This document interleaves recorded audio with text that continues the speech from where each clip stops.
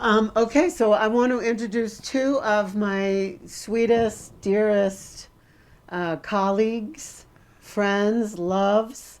Um, they're both as individuals. They have there's a lot of fanfare for each one of them in their own right. Monique Darling, I've known Monique longer, I guess, than I know Peter.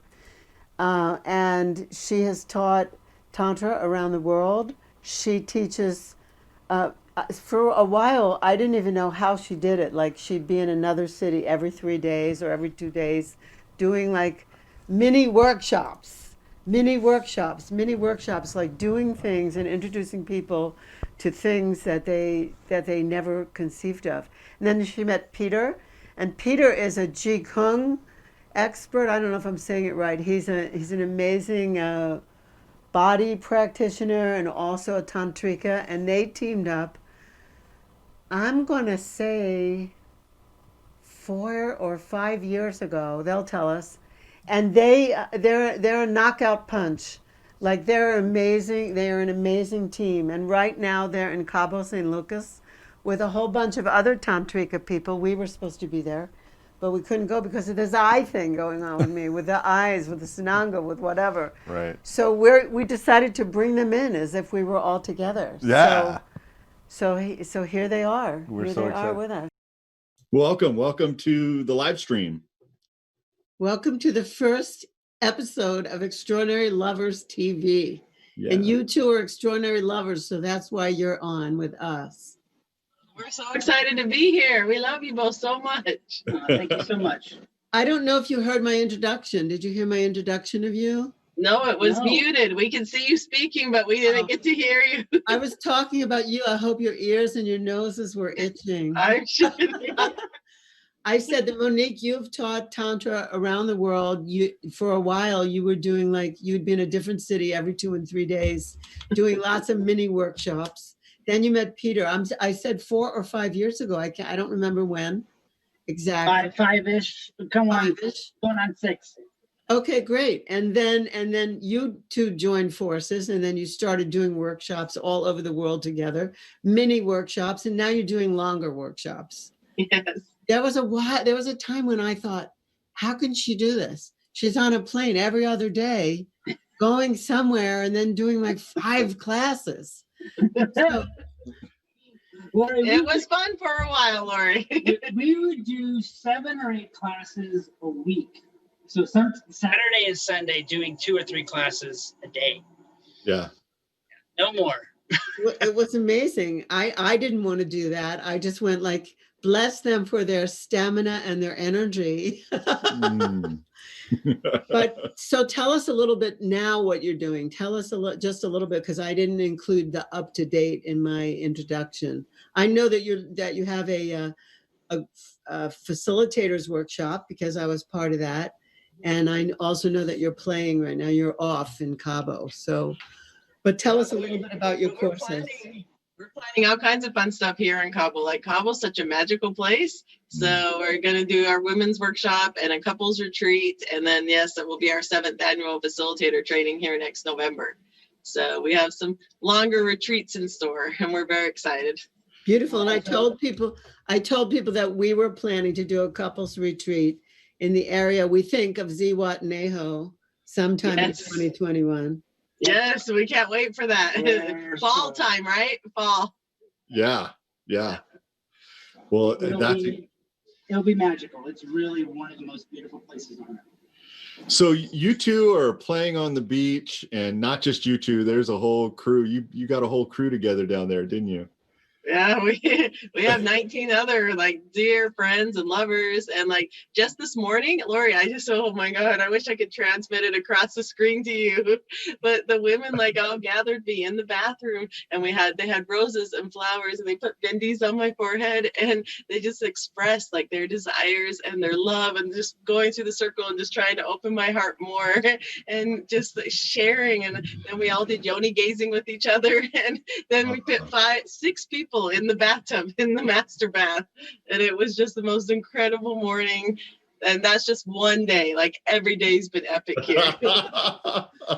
That's beautiful. awesome. Beautiful, really, really beautiful. So we're talking about, let me tell you what we're talking about today in this first show. We like to talk about extraordinary love. You know, like, what do you think, each of you, like separately, what do you think makes extraordinary love different from ordinary? Different from ordinary love. I know you've both had ordinary love before, but what makes love extraordinary? Although, Monique, when I think of you, I think of extraordinary love, you know, times 10. I love that, Laurie. You want to go first or second? Oh, you go ahead. Okay. Well, for me, then, one of the main differences of extraordinary love is like really, really feeling more yourself when you're with another person. Because in ordinary love, then so often, then I actually feel more alone when I'm with the person than when I'm actually alone.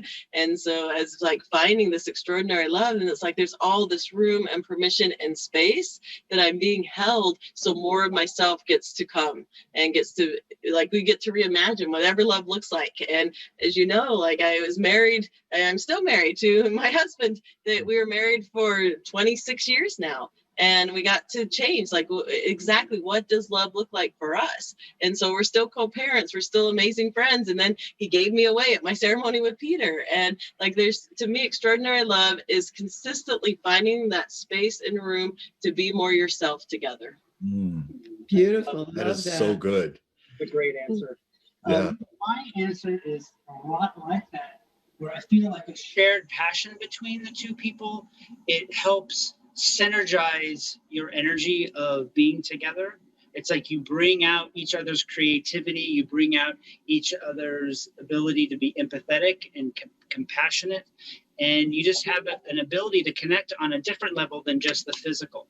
And I feel like if you have that energetic and spiritual connection that is really in tune with someone else's passion and purpose, that is extraordinary love. Yeah. Love that. Absolutely. I love that you said purpose there. Being in alignment. Yeah, because Correct. I feel like sometimes people have the idea that if they just get in a relationship, everything's going to be okay. Like, if I just had a relationship, my life would work. And I feel like you need to put the relationship has to have a higher purpose. Right. Absolutely. I've been in relationships before where everything's great. We get along, that we're both very flexible. We have great communication and chemistry.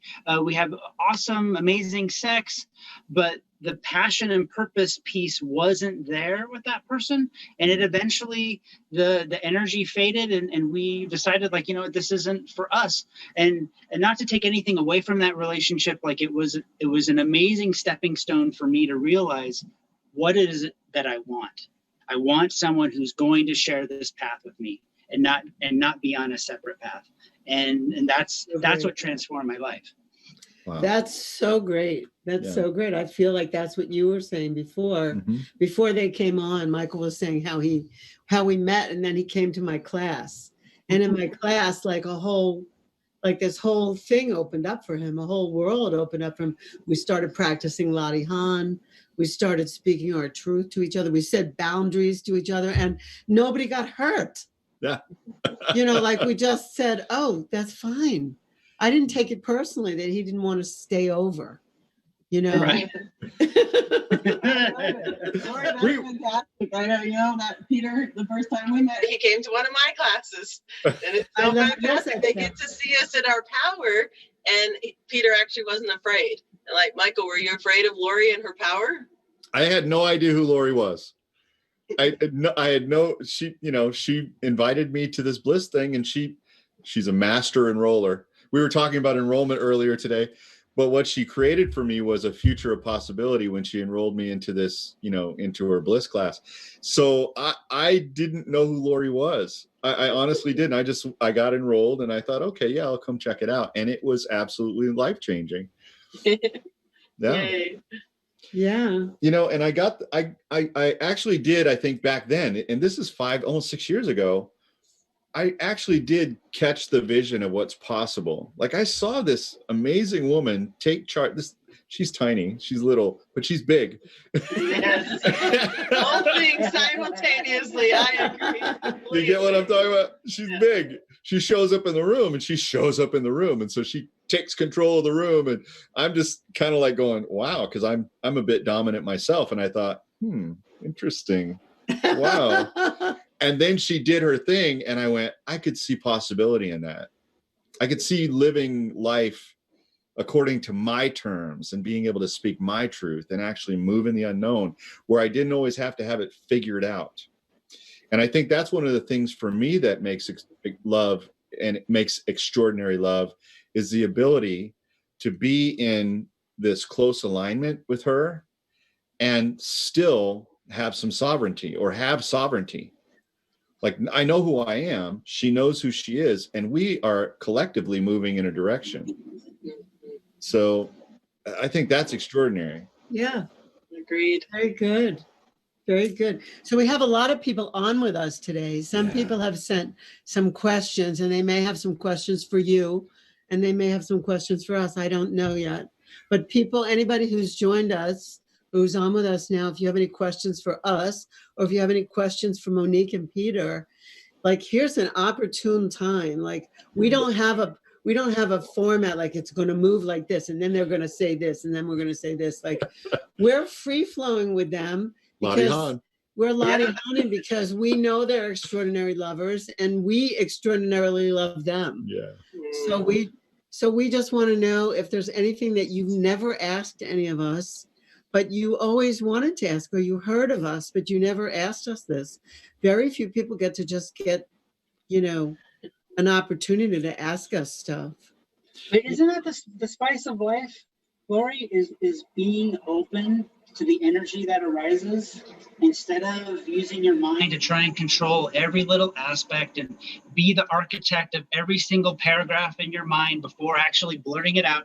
How about saying something without really knowing what's inside of your head and just start talking and see what comes out? Right. There's so much creativity that is allowed to come forth when you use that ability to step into the unknown. And that's a huge part of our practice of loving each other, is surrendering to the unknown. That is so good. So good. That's so good. I couldn't have said it any better. So it's really, that's awesome. The unknown is a really important quality of life that, I don't know, nobody taught it to me. I mean, until later, much, much later. I didn't even know that it was something to look for. Yeah. What don't I know? Let me go to, I was the kind of person early in life who only did things that I knew I could do. So it's like, I knew I could ice skate, so I ice skated. I knew I could write well, so I wrote. I knew I could speak to people well, so I spoke. But if you said to me, let's go skiing, I would have been like, I don't know how to ski, I'm not going. Or I tried it once, I didn't like it. And someone once said to me, the way you dance, you're such a great dancer, you could ski. I never put dancing and skiing together. And so then I put it together and I went, I can ski. Oh, maybe I could do other things. Right. So I started looking for what I didn't do, what I didn't have experience with, and seeing what does it hold for me. And I think this Twitch TV thing is the same thing, Michael. Very much, yeah. We don't know what's going to happen here, but. Well, I have a question for you, Laurie. Yeah. I've always wanted to know, what is your favorite sexual position? No, I really do. I want to know. Well, I could tell you that it isn't 69. For sure, it isn't that. Like, it isn't. I feel like, how can any one person let go when they could be like bitten to death, or whatever. It looks better than it is, actually. That's great, Laurie. That's hilarious. I knew that. Yeah, it isn't that. But your favorite position? What's your favorite? Is it missionary, or is it cowgirl, or is it doggy? It's all of the above. Your favorite? You only get one favorite. I know. Laurie, you're breaking the rules. It's easier if you ask me my favorite ice cream. I don't think I have a favorite. I don't think I have a favorite. I like it all. Well, I'll tell you my favorite. Go ahead. What's your favorite, Michael? She just asked. Oh. She just asked. My favorite is forward-facing cowgirl, like regular cowgirl, where she's riding me. Favorite cat. Okay, Yeah, great. Forward-facing cowgirl. Thank you. That's nice to know. It's it's not missionary. I like missionary too. I really do. I like being on top and penetrating and feeling the experience of eye to eye and groin to groin. That's always fun. It's fun. There's a good connection. I have to ask you now. You're on the hot seat. What about you? Well, I like to start missionary position and just being able to connect and feel each other. But my absolute favorite is doggy style. Like, it's just fun. It goes super deep. I get to be ravaged. I love it. Yeah, we like it too. We like that too, especially with the Love Rider. Oh, the Love Rider is amazing. We have this thing called Love Rider, and the Love Rider makes it a really good angle so it doesn't like hit the cervix. Absolutely. So that's good too. Yeah. Great. All right, Peter, you're up.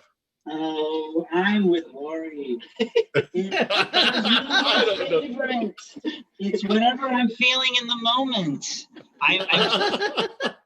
I'm so much connected to being energetically penetrated by the now that it's whatever I'm feeling in that moment. There's no favorite, there's no go-to. It's just sometimes I like being on top, sometimes I like doggy style. I mean, it doesn't. Yeah, but you don't like 69 as much either. No. Fun, It's very overrated. Very overrated. It looked like before I ever did it, it looked like, wow, both getting pleasure at the same time. And then I realized, oh my God, you have to focus. So you can't really let go. How do you receive? How do you give? How can you receive? How can you give at the same? No. How do you pay attention to be present and you're getting that? It's on. You're getting all that going on. Very overrated. Yeah. I don't like that. Well, folks, we are officially rated R. I think we're past rated R now. Yeah, definitely. So we've got a question from Chrissy. She says, "How did Monique and Peter get into Tantra?" She also wants to know, how did Laurie get into Tantra? And Clinkbeard is on. Who is Clinkbeard? Clinkbeard seems to know you. He says, from Boston. Yeah, he says, "Been too long since you've seen." So shout out to Clinkbeard. Oh, thank you. Thanks for the follow. Yeah. So I don't know who should go first. I think Monique and Peter should go first. Okay, so Monique, how did you get into it? Because I know where I met you, but you were already into it. You were like hanging around with some pretty important names in the Tantra world. So I found Cuddle Party, and that was like the entryway into this other world. And then Reed Mahauko that started it, like when I started telling him my desires, and I was like, we had this deep conversation that I'd never told anybody except for Nate, my husband. And he was just like, no, we can never do that. And so Reed came out to Utah, and we're just having this talk. And I'm like, I think I like butt stuff. And there was so much shame, and my face was red. And I was telling him how I had kept telling Nate, like, I heard of this ranch in Nevada, and there's a whole menu that you can just go and buy a woman, and you can create whatever you want, and she's going to teach us things. Let's go do that for our anniversary.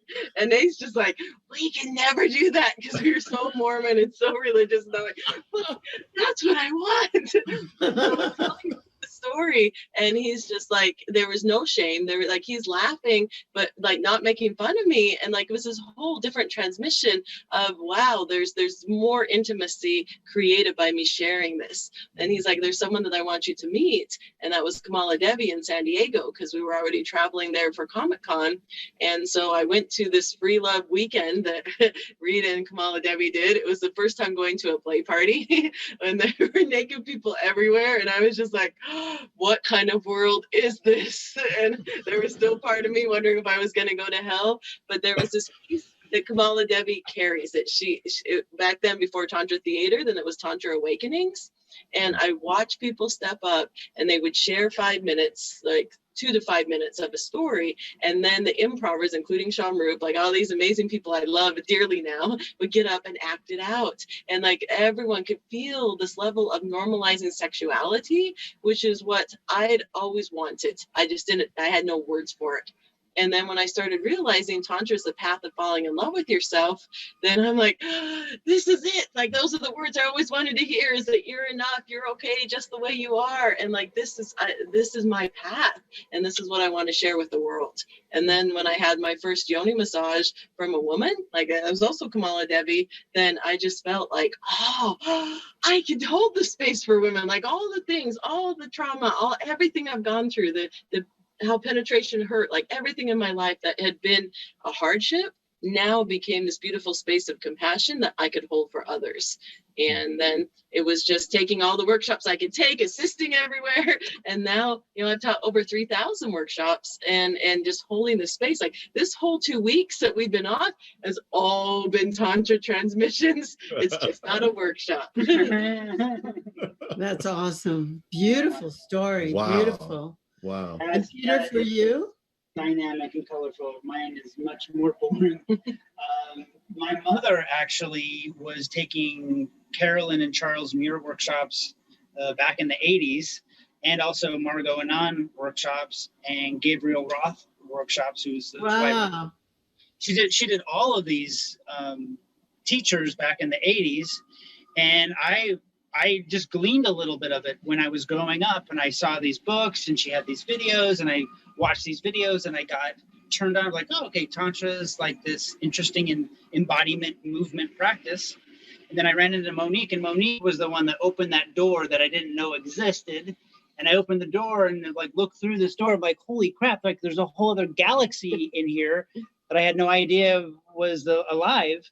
And so I'm very grateful that Monique and I met, because I would not be the same facilitator now in front of you if I have not met Monique. Wow. Beautiful. Wow. Beautiful. Beautiful. Yeah, I feel the same way about you. Right. I would not be here. I would not be on this screen right now were it not for Laurie Handlers. Like really, when we first started seeing each other, I asked her, I said, can we date? And she said, slow your roll. She said, you need to know something. I come with like a Surgeon General's warning, like on a pack of cigarettes, she says, I come with one of those. It's a warning. I will disrupt your life. Boy, was she right. I mean, I was the guy that was wiring, data centers together and installing routers and switches and wireless. And I was a total nerd, really. And now I'm a total nerd, but in a completely a different way. My life has been disrupted. Yeah, that's what I'm getting at. And my story is really, it takes a lot of turns. I'm not going to tell the whole big story, but I'll just say that I always knew. I started having sexual intercourse when I was 18, and I had other sexual relations before that with my boyfriend in high school. But when I started having sex, it was just, really, this is it? Like, I was just like, this is it? This thing I've been waiting for is this? There's got to be more to this. Like, I would say to my partners then, there's got to be more to it than what we're doing. I think it's a deeper connection. And they looked at me like I was crazy. So it wasn't until, so it's like something that I held inside, because I didn't have anybody who didn't think I was crazy, to talk to about it. And then in 1986, I read an article about Margot Anand. And I went, this is it. This is what I've been looking for, but that 86, there was no internet, so I didn't know where to find her. So I waited another 10 years, 1996. And someone said to me, there's going to be a Tantra class in Silver Spring, Maryland. I lived in Washington, D.C. And I said, I'm going to it. And like day one, it was like, yep, this is it. This is it. And so I planned to do it on the side. I was like government contracting then, and for the Bill Clinton administration, I was doing welfare to work things, and I was making a huge difference in people's lives who needed to get off the welfare rolls. And when George W. Bush was elected, he took all those contracts and he gave them to churches. And I wasn't a member of a church, and I wasn't going to open a church. And like, that was the end of my income. Like, it just went away overnight. And I said, well, this thing I've been studying, Tantra, looks like this is what I'm going to be doing. So I just became a full-time Tantra teacher. The minute Laurie, George, the what? universe pushed you out of the nest. And the universe is like, no, you need to fly. It just like pushed you. Right. So I always tell people, no matter what side you were on, George W. Bush did one good thing. Like, he pushed me out of the nest. You know, like, he just took away my income. You made her a He doctor. took thousands and thousands of dollars out of my pocket. Yep. And I just went, well, I'm going to survive. Sex always sells. And it doesn't matter what administration is in office. Sex will continue to sell. So I'm going to sell the kind of sex that brings people to their empowerment as opposed to something else. I'm not going to like use it to manipulate them. I'm going to show them how they've been manipulated. Right. So that was like, it was an easy choice. And it was, I think my first workshop was in 1999. My first solo, like, I can't remember what year he was elected, but around 1999, it's like when I started teaching on weekends, 98, 99. And then in 2000, that was it. Launched. Yeah. It was it. So yeah, that was it for me. And I've never looked back. I haven't done anything else since then. You know? Yeah. 20 years. Yeah. Yeah. It's been a long time. And I was thinking about it too, about podcasting. Someone was asking me recently, someone at Hayden is asking me about how to get a podcast started. And my station that I've been with now for about 10 years, I've been podcasting for like 14 years. Like, I just, been talking about sex and happiness for 14 years. It's like, for me, I was always the girl that always went to the locker room in high school. I would ask the boys the questions, and then I would run to the locker room in high school and tell all the girls what they needed to know. You told me, you said that you would hear boys talking to each other and they would say something, or they would say a word. That's or why something. I thought boys always talked. Blowjob or something like that, and you'd go, "What's that?" And they would tell you, and then you'd go tell the girls. Yeah, right? I can remember all the boys in high school standing against the cafeteria, and they would be humming. And I was like, what are they humming about? And I looked at them. They all had this funny look on their face. And I was like, what are you doing? And they said, we're humming. I said, well, what is that? And they said, there's something called a hum job. And I went, what is that? And they said, you put your mouth on somebody's genitals and you hum. So I went right to the locker room and I told all the girls, there's this thing they're making jokes about. We should know what it is when we walk by them so we're not embarrassed. Oh I was that girl. I love it. I always had the curiosity. I had to find out what were they talking about so that we would know, so we wouldn't be so ignorant. Right. I think that should be homework for everybody listening today. Everybody watching. You have to give someone a hum job before our next show, for our next live stream. I mean, I don't know if that's a term, but like, that's what the boys in my high school were laughing about. That's awesome. So you've always been kind of like the sex coach. I've been really precocious. I've always been like a sex and relationship coach to people. They always trusted me with their intimate details. Yeah, and you were a professional matchmaker for a while, weren't you? Yeah, I did that too. Yeah. I was a professional matchmaker in the early 90s. Yeah. Yeah. So yeah. So Tantra has been a big part of your life for well over 20 years. I feel like I've been tantric before I knew about Tantra. Yeah. And now that I know about Tantra, I'm on purpose. I'm purposefully, intentionally tantric. I love it. Like I always like to order dessert before the rest of the meal. You know this about me.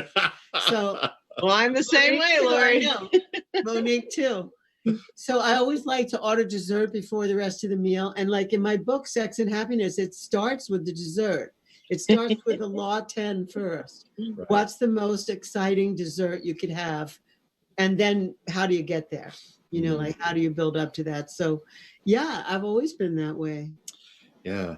We've got a question here. What? Actually, it's a statement. So Chris Petersen says, wow, falling in love with self, so good. That's my holdback. So that's her holdback, is self-love. Oh, well, we're not going to let you get away with that. Let's give her a pro tip, guys. Let's give her some kind of a, self-love, what you can do for Chris. Self-care. That's the greatest lesson I can offer to start. Once you start prioritizing taking care of your body, like really getting past, because so many of us, society teaches us that we need to be selfless. And so you're doing and doing for everyone else and you're getting rewarded for it. But inside, then there's parts of you that are slowly dying away and they just don't trust you. Like they're not going to speak to you anymore. And so the more that you can start helping your body like tangibly feel that you're listening, then you get to start having those other minor things where your body's telling you, ooh, I want to go here. I want to do this. And self-care is the greatest hack that I found for that. And so it's really being able to put yourself first. Like, what do you want to eat at the restaurant? Like, that was the very first thing that I was able to actually do for myself. And I just pick like 9 or 10 things from the menu. And the worst thing that the waiter could say is no, like, we're not going to do substitutions. And then I'm just, okay, I'll go to a different restaurant. And then, so that was the first hack. Like, I can actually ask for whatever food I want and create it. And if everyone's a no, I create it myself. And then it became like Peter was such a great help in being able to do some stretching, doing some Qigong every day, that sleeping is actually as important. Because to me, I'm just like, oh, I sleep 6 hours a day. I have all this energy. I just want to go do all these things, when really my body was so tired. It was exhausted and I couldn't even hear it. And so the more that you're able to find the ways, bath time, like stretching, going in nature, going on hikes, like what are the things that actually really feed your body? You have amazing food. Like you go to the grocery store and you can pick non-organic or organic, then pick organic whenever you can. Like listen, what are the things that are actually taking care of you? And that's the beginning of you falling in love with yourself. Yeah. Beautiful. That's great. Thank you. And Right. I would add self-pleasure. Yeah. How do you know what somebody else should do for you unless you do it for yourself? And like really be honest with yourself. No, I don't like this. No, I really like this. I like this toy. I don't like this. I want this position. Just what we said before, what's your favorite position? Yeah. Like go in your favorite position. Don't do something for somebody else. Do something for yourself. Yeah. That's kind of what I was going to say, is stop being a martyr. Stop having to placate for other people's wishes. Stop having to try and speculate what other people are thinking about you or what you're supposed to do. Like really dive into what's alive in your heart and focus on how you can export that aliveness out into the world. And how can you execute and really be with that excitement? I mean, that highest excitement is what feeds our soul and allows us to create our dreams. So yeah, stop placating, stop worrying about what other people think about you. Like, oh, what are people going to think? Who cares? You know, Yeah. you are the most important person in your movie. Like you are the starring actor. You do what you want to do, and there's a balance too. It's like you don't just be self-centered and selfish and constantly like taking over a conversation or hogging the microphone, but find balance in how you can do what you love and also help other people around you. Yeah. Yeah. Some of the being of service to others is also self-nourishing, right? It feels good to be of service to another. And for me, that's a great way of being, or of my own nourishing of myself. Bringing pleasure to my partner, the little things that I do that sometimes she wasn't expecting, like I'll make her water and put a little apple cider vinegar in it in the morning. Yeah. And it's something that she does every morning, and every now and then she'll walk up and there it is. And I'm not only taking care of her, I'm taking care of me. It makes me feel good to be able to do something like that. But what's really great is that she comes in at night and she rubs my back until I fall asleep.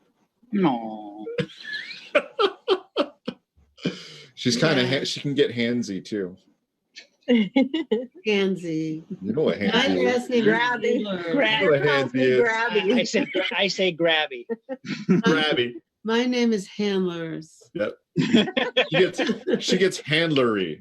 The handler Z. Anyway, I expected you to my say God. something else. I expected you to say that self-care for you Mhm. or self-love for you starts with boundaries. It does. I mean, you didn't say it, but I expected you to say it Oh, because yeah. you say you have definitely, you're the most, to me, you're the clearest person about boundaries that I ever met. Oh, wow. You Thank know, you. that's all. He just said, no, I'm not going to do this. I'm not going to do this. I'm not this kind of person. I'm not going to do this. I was just like, okay, what will you do? Yeah. And then we, you know, came together on what he would do as opposed to his boundaries. And I liked your boundaries. I thought they were fine. Yeah. So that too, Chris, boundaries. Boundaries are Yeah. good. Yeah. I like the idea of dessert first. That's a good one. I like the, you know what I really like is the taking care of yourself with, you know, being in a tub with bubbles and like all we Rose all know about petals. that kind of thing. Like that's one way to do it. Definitely. But boundaries, I think, is one of the ones that really does help you to if not manage, but to at least express like something that's important to you. And then you can stand on as well. Mhm. You know, so boundaries is a good one. Yeah. So Chris says thank you, got it. And she says thank you, Peter. Love that. Yeah, Awesome. yeah. And order yourself dessert. Order dessert. Get that first. Yeah. I think we should do that on Thanksgiving. Okay, anyway, moving right Yeah. along. Any others? Any other questions? Oh, here's one. This is a question for everyone. What is your favorite tantric / spiritual practice for self-love? Oh, mine is Lottie Han. I taught it to you earlier in the day. You can go to my website, lauriehandlers.com/unknown. And you can get a lesson in Lottie Han in case you have never joined us in Lottie Han before. Yeah. That's where I go. That's where I commune with, I don't even know what. It just like, that's where authentic things and creations happen in me, Lottie Han. Yeah. Love it. What is yours?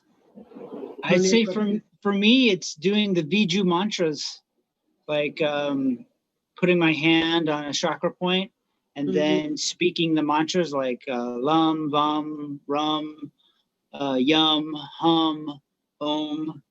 And when I do that, I go into the deepest meditation states. Oh my God. I just like, I'm in another world. I'm in another reality. I'm in another dimension. Like that's how deep I am when I do those. wow, those beautiful. mantras. Yeah. When I do qigong and I do those mantras and I sit and meditate, it's literally like there's no words.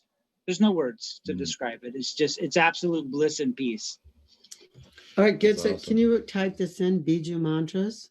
Biju mantras. Yeah. How do you spell it? V? No, it's a B. Oh, it is Biju. B-I-J-U. Biju. Yeah. Chrissy will do it. Okay. She's our moderator.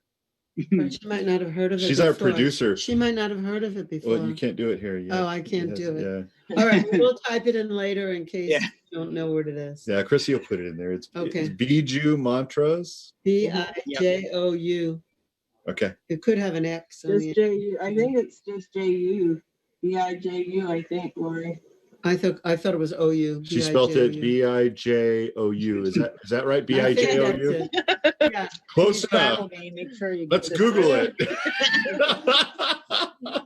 And Monique, what about yours? It's definitely ritual. And my favorite ritual is love making in different ways, but like from the bath, like the rose petals, and like I traveled all over and led pujas and the art of adoration. And so when you actually take time to be adored and let yourself absolutely utterly receive without the need to give back, then there's so much there for you to just start falling in love with yourself. And whether it's self-pleasuring, whether you're sitting in a puja receiving from a partner or from many partners, or whether you're making love, like creating ritual is what your brain, like it short circuits those neural pathways that we've created. So you've gone and you keep doing something, and so those pathways get formed. So then as you start creating ritual, an intentional space that you feel at bliss, that you're able to receive, that you feel safe, like whatever it is that you're wanting to create, then those neural pathways start shortcutting it. So then just the smell of rose petals, just that dark chocolate sitting there, the lighting, a sound, like your favorite song, then your brain is already right here. And then you get to go, it's like this timeless place where when you start the ritual, then you're already back in your body to where you ended the ritual the last time. So you just get to go deeper and deeper and deeper. And I love that. So good. Yeah. I had quite the experience in your adoration puja last summer in Sweden. It was really deep for me. It was really beautiful. And I made a vow that day that I was never going to go on the road again anywhere without Michael. And then soon thereafter, Michael stopped being a network engineer, and he's joined me now. I retired my full-time commission and became a full-time. Yeah. So that happened with you. Co-facilitator. Yeah. So thank you. That happened with you. Thank you. It's all our fault. I love you. Thank you. I love you so much. And I love you, Laurie, supported so well by you. It was so great. And some of you also know Satya. And Satya, I met Satya in that puja with you two. He was participating in that puja, and then he participated in a bunch of things with us. So he's like, he said to me, "Oh, Laurie Handlers, I heard about you." And he was in one of those pieces of ritual with me. And he's now like permanently in my life. Yeah. So great, in Michael's life too. So yeah. Satya is a dear brother. Yeah. Yeah. Well, so yeah. Yeah. Well, I'll tell mine. My favorite Tantra self-love practice is 21 breaths. It's the mudra with 21 breaths that I do.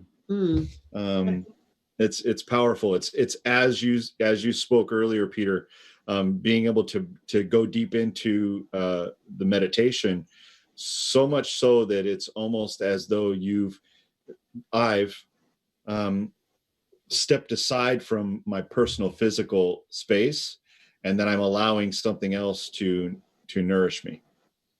So it's just a really powerful way to do that. And then also self-pleasure, which is another one of my favorite, because that's tantric. It's about breath, sound, and movement. Yes. Yeah. So that's good. None of us said eye gazing. You know, years ago, my first podcast was called Tantra Cafe. And so I only interviewed tantric people. Now I interview, a broader category, but everyone, when I would say, "What's your favorite practice?" every single person said eye gazing. Oh my God. And that's when I knew I had to stop doing it, because I was so bored. Like, I mean, eye gazing is really important. It's really important, and it's a basic foundation, but then there's so much more. Yeah. And everyone said it. I said, okay, that's it. I'm not, when people try to eye gaze with me, I go cross-eyed just to mess with them. No, I'm kidding. That's not fun, Michael. That's not nice. That's me. I'm sorry. Let's eye gaze. No, eye gazing is a really good ritual, but it isn't the only thing. Right. And that's what people think Tantra is, only eye gazing. So, but eye gazing is good. And if you are going to eye gaze, this is for anybody who's brand new. If you're going to eye gaze, I always recommend that you point to your left eye. And then your partner points to their left eye, and then you put your hands down. So when you're gazing, you're actually gazing really at their left eye, one eye. The receptive side of the body, left. So, agreed. Well, since you're talking about eye gazing too, Laurie, what most people don't know is they think eye gazing is to connect you to the other. And yeah, it's fantastic. Like, you get to feel each other. But the actual tantric purpose of eye gazing is to look so deeply that you see yourself mirrored in the other. That's good. Wow. Say that again. Say that again. Eye gazing connects you to your partner, but that's not the absolute purpose. The purpose is for you to connect so deeply that you look so deep into their soul that you see yourself reflected back. Wow. Yes. Oh, that's good. That's the meaning of namaste. All right, I'll do eye gazing. I'll do it. That's the meaning of namaste. I bow to the divine in you. And when you and I are both in that divine place and we can meet there, then I see you and I see myself. Yeah. So that is the meaning. Okay, so you want to eye gaze? Not now. Too late. Too late. I gazed you. No. Do you feel violated? Did I violate a boundary? I don't. No? No. Okay. You let me know if I do. Okay. All right. Yeah. And if I do, I'd like a spanking. Oh, great. Is that all right? Yeah, we're not talking about BDSM today. Not today. Not today. We're talking about doing it tonight. We'll definitely have a whole program on BDSM so that we can really dive deep into the chaos. Yes. So definitely. yeah. Can I share something that happened yesterday? Yeah, please do. So I loved like going for spa days, but I'd never been to a really fancy spa. And so one of our friends here said, look, I'm taking us out for a girls' day out. And we show up at this place and we ask for this Ayurvedic massage. And so we go in and there's all these rainbow like scarves on the bed. And we're like, oh, are we supposed to take those off? And they're like, no, it's part of the massage. And so they actually tie it around your wrist, they tie on different places, and then they bring it up and relax you, and they tie it around your belly and they lift you up and relax you. And so it was a total BDSM massage, because after they tied our whole body, then they took out herbs, and then they started flogging our entire body with the herbs. And I'd never experienced a massage like that, especially in like this public setting. And it was just like the most incredible feeling ever. And then I'm like, ooh, Peter, we got to do more of those BDSM massages, because that's another thing for our arsenal. That's And awesome. I had no idea something like that existed. What did they actually call it? It was called I don't know. I'll have to look it up for you, honey. Okay. Yeah. It was something with aromatherapy and herbs, and my friends were joking, calling it prehistoric. So that's all I can think of, like something. The prehistoric BDSM massage. Yeah, exactly. Well, there is something called bondage. Mm-hmm. Really? Somebody that we know does, and Jaylene Bennett, she started it, and she they tie the person to the table. Yeah. And then they have them have all these sensations. And they also have earphones on, so they can't tell when you're going to do something. I'm not hating on that idea. Oh. That sounds like fun. I mean, I'm for the most part, not for the most part, I'm dominant. I tend to lean masculine. And so every now and then when I get a chance to let my feminine side receive, which has always been tough for me, is the receiving part, right? But as I let go and I allow my feminine to receive, and I have to have a partner that I trust, so I do. Mm-hmm. So it really does make a difference. It really does. Yeah, I'll let you whip me. I won't let anybody else. Peter, you no. No. Sorry. Laurie, now I want to do the puja for you two, and you can give to Michael, and Michael will get to receive from you. That would be so great. That would be so great. Yeah. All right, Peter, I'm changing my mind. He has not experienced that. He hasn't really. No. There's not a lot of opportunity where he's experienced that. He had, he's gotten massages and stuff, but he hasn't had a lot of experience where he allows himself to receive. Okay, yeah. It's a date. When we get there to Phoenix, it's a date. Right, awesome. And I'm typically the giver. You are? Yeah. Well, you're the controller. I'm definitely a controller. I don't know anything about that, Michael. Although. Yeah, you've been coerced into. I was coerced. I hypnotized him. He was a person who told me he had another boundary when we met.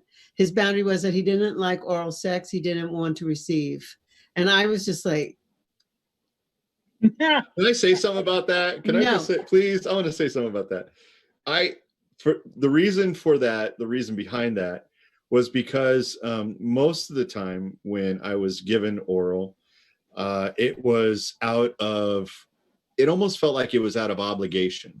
Like I did her, so she's doing me, or something like that. And I always felt like it was like, it was a violation of some boundary that I didn't want to do that. I didn't ever want that to be. And part of that, maybe in my head, didn't allow me to have really good experiences. And quite frankly, some of the women who were doing it weren't doing it the way I like it.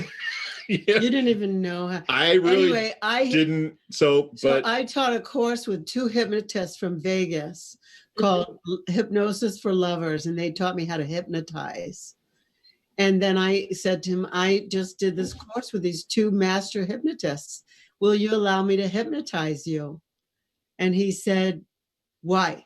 That's what I said. And I said, because I would like to give to you. I'd like you to receive in a way that I don't believe you're open to receiving. And I'd like you to have an experience. So he said yes, because he trusted me. Mm-hmm. And I hypnotized him. Yep. And I took him on a journey, through jungles and in Brazil and all over the place in the hypnosis. And then he surrendered and allowed himself to receive. And that changed a lot. Yeah, the game changed. I want that date, Laurie. I want to be hypnotized by you. Okay. I ask her all the time. I'm like, did you unhypnotize? Did you ever click your fingers? Am I still hypnotized? She's like, you're still hypnotized. I don't know what I'm talking about right now. I don't know if I unhypnotized. She's the marionette, and I'm just, hello, my name is Pinocchio. That would be you. Would be the marionette. You're the marionette. I would be the puppet. You're the puppet master. I'm the marionette. Right. Laura, you need to hypnotize me. Now we all want to be hypnotized by you, Laurie. I'll hypnotize you all. These 2 guys, we had so much fun. I should bring that class back, though. Yeah. These 2 guys were so much fun. They could just go like this, and the person would be out. Like they would just go like that. They'd go, okay, go into trance, and everybody would be like, wow. That. And then they taught lovers how to hypnotize each other, to take each other past wherever they had a stopping point. So like if there was something you thought, it's kind of like you, Monique, when you were saying those things to Reed in the beginning, it's like these guys would say, okay, they'll hypnotize you and allow you to give yourself permission for anything. Mm-hmm. And they, there were couples here who like, they had real stopping points and they got past them through hypnosis. Yeah. So that was fun. Yeah. That's awesome. Yeah. Yeah. Well, what? I'm sure it's not the last time I'm going to be your guinea pig. Probably not. Probably not. I promise you that you will always forever be my favorite guinea pig. Because I like to experiment on you as well. Yeah, and I trust you. So it's fun. It is fun. Yeah. That's another thing you are bringing in. Like that's another thing that makes extraordinary lovership is trust. Yeah. And it's not just trusting each other. What has to come first is you have to trust yourself. Yeah. Do the work to trust yourself, because then you have the ability to be able to receive, to trust the other. Yeah. This is a great topic. I mean, really, I wonder how many couples struggle with that. It seems that sometimes, and we say this all the time, couples are, an endangered species. So,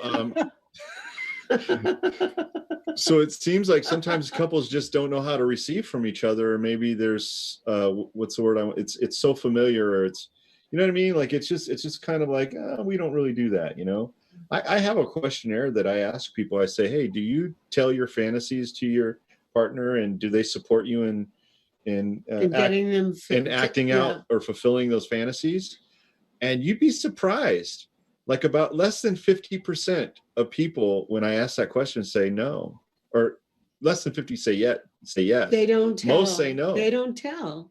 Well, that's the thing. Monique was telling her partner, and her partner was saying, no, we could never do that. And so she found somebody to tell and said, yeah, I'll bring you somewhere. You need to know what you want. So many people don't really know what they want. Like what I look for is confidence, humility, and creativity. You got those 3 things, you're okay in my book, and I want to hang around you. If you're like constantly just like narcissistically talking about yourself and it's always about you, or you don't have much humility, I was like, this is a person I don't want to be around. And if there's no creativity there on top of that, then it's like, this is boring. Like I want to be with someone who's juiced up and charged up and really goes after what they want. And Monique was really one of the first people I met as a partner who really had like a focused vision of who she was and where she was going and how to get there. And to me, that was incredibly powerful. That's so good for me to fall in love with. That's so good. That is Monique, so good. I love seeing your face when he's saying that. Like you're she's getting kind of melty right now. She's a little melty and pink. It's important to know what you want, and I think there's just so many people who don't really. They kind of know, but they're not really doing much about how to focus their energy on what it is. And it's about ritual. It's about taking time to meditate. It's about being with yourself. It's like, get off your phone, get off your computer, go for a walk, and just be with yourself for a little bit. And a lot of us don't do that anymore. And that's a large part of our teaching, is helping people really dive into that unknown space of being with yourself. Yeah. Doing the work of why you try to distract yourself or run away from you. Yeah. No matter where you go. There you are. There you are. There you are. You may as well like yourself. Welcome to your life. All right. Yeah. See if we have any other questions. Let's see here. I'm going to tell people now, like we're winding down. We're coming to our last, few moments together. So while you had this, you got 4 powerhouses here. I'll speak for myself. I know I'm a powerhouse. I know he's a powerhouse. I know they're powerhouses. Yes. You got 4 of us here. We travel the world helping people become empowered to be their own powerhouse. What could you want to ask us that you just wouldn't get the 4 of us together necessarily in the same room? If there's a question, ask it now. Yeah. Really ask it now. Yeah. And if you realize from this talk that you're in your own way, then get out of your way. Like come and see one of us, contact one. We are these 4 people, me and us, are all accessible. Right. We answer our emails, we answer our messages on Facebook, we answer people, so contact us, because we stand for life to be better on this earth, for life to be more empowered, for people to get what they want. And that is exactly why we're here on twitch.tv. I mean, that's the reason that we showed up here, so people would have even more access, right? So that we can have these kind of conversations with people that we love and admire, and that they get to experience you. Right. That's why we're here. That's why we're doing this. So definitely ask questions, really. Something else that I wanted to maybe just pivot a little bit, and that is I wanted to share with everybody the fact that our Sex and Happiness journey is coming up December 1st. And so if you're kind of on the fence and don't really know that much about Tantra, I'm going to tell you, this probably is one of the best places to go and get started. Like the very first steps that you can take towards anything are usually the most scary, right? So if you're hearing all this Tantra talk, what's Tantra? This Tantra that, Tantra this. So here's what I'd like to do is, let's remove the mystery. There's mystery to Tantra, but let's remove the mystery and let's give really the basics of what Tantra is about. And that's what the Sex and Happiness journey does. Right. It really does. It's online 10 weeks with myself and Brianna Kribayer, and you're on there. Yep. And Johnny Vajra is on there. He's a beloved of all of us. And Veronica Clark is on there. And we're going to be starting up December 1st. So find out about that from us. Yep. Yeah. Yeah. You can find out more information. Just check in our everywhere. Checking our everywhere. But on Twitch, I want to check in your everywhere. Go check out my everywhere. Here, on Twitch. Here, check it out. Where is it? It's like well, if you're on Twitch, there are links down below. And then if, you're finding this on YouTube or Facebook or any of the other places, you can look at our link tree.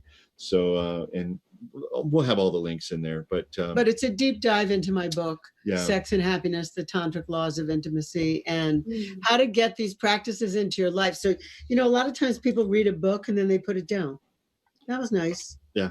But this is like, you're going to read a chapter each week with a whole cohort of people who are reading that chapter, and then you're going to get the practices, some of which the four of us have talked about already today. And it's a really good place to start if you've never started. Yep. It's 10 weeks with 5 facilitators, and Laurie Handler being our lead facilitator for that. That's Yeah. beautiful. Hey, So- I know we're only got a couple minutes left, but I've got a question for you. Yeah. What is it that you can do tantrically to help move through challenges in communication with your partner? So you're having a challenge. What is a tantric thing that you can do to help bring harmony and bridge a gap between the two of you?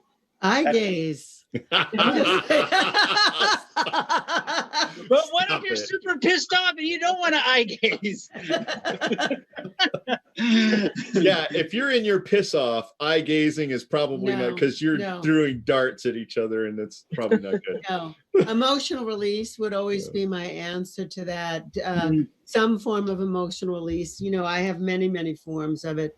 At ISTA, we do 7 tools, which I've expanded into 9 or 11 tools. I don't know. And then I have standard emotional release practices, bioenergetic emotional release, yoga boxing, hand screaming.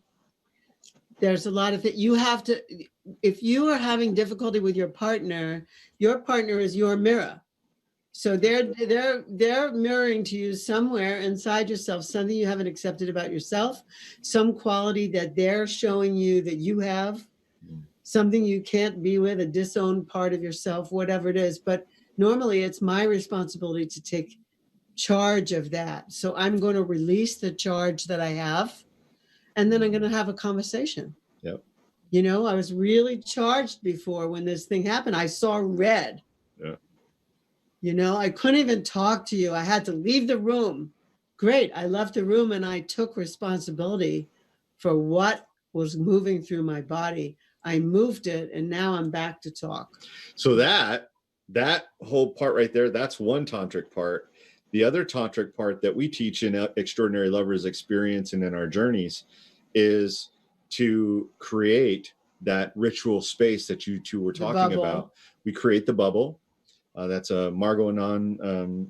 We learned that from Margot Anand. And then inside the bubble, then we have a very direct conversation. And Chris just mentioned it, but it's our cough it up, blow it up, clean it up methodology for actually communicating what it is that you're in piss off about and actually get through it, right? Like solve the problem and then come back to love while inside that bubble. Right away. Come back as to fast love. as you can. Yeah. Thanks for that question. That's a good question. A great question. Oh, I love really it. Great question. It just Tantra, it enhances our lives in so many different ways. Why can't it enhance our life with our partner, who we sometimes have a challenge communicating with? There's got to be breath, movement, sound, and touch in some form of practice that can help alleviate the tension that's between the two of you. And for me, it's touch. It's like when we get a little irritated, I say, hey, hold my hand. Like, let's just breathe. Nice. Just hold my hand. Let's just breathe. And we can just be with this anger. We can be with this resentment or irritation. And let's just hold each other here. Yeah, we do a hugging meditation. Yeah. And we just hug each other. And then slowly but surely the energy is released, because it's just energy that wants to move. And it's like a tornado. It's running through you.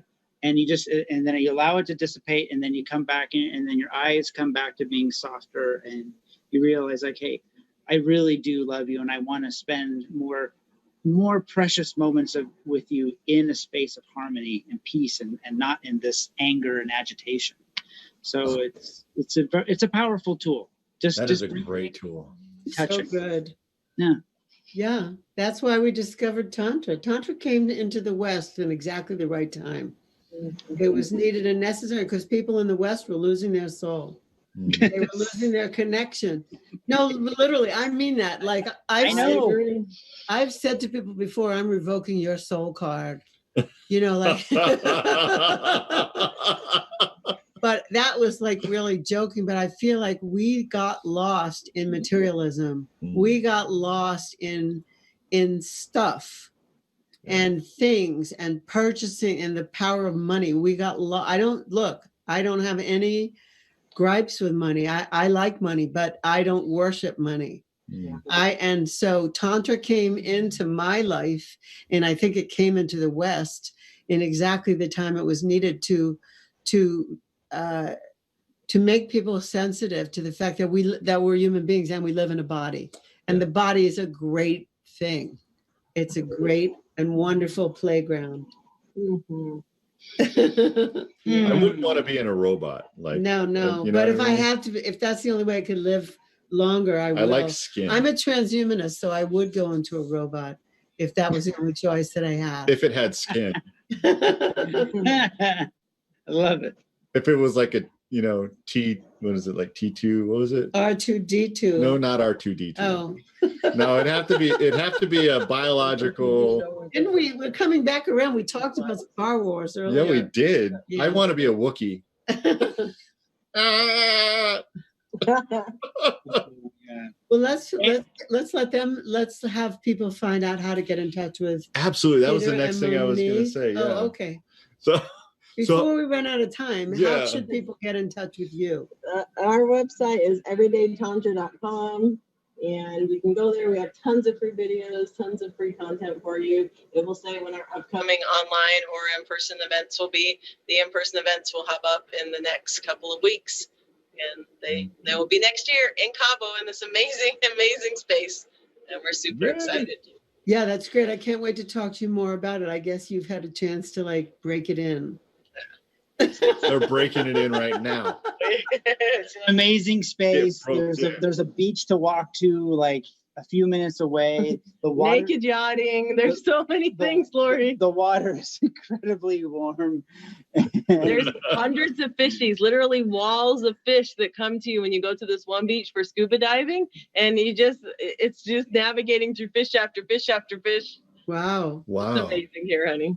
Yeah. Wow. Okay. Excited to take the rest of the year off because of COVID, but come February, we're going to do some in-person events down here in Cabo. So we're excited. Wonderful. Forward to it. That's Wonderful. exciting. Yeah.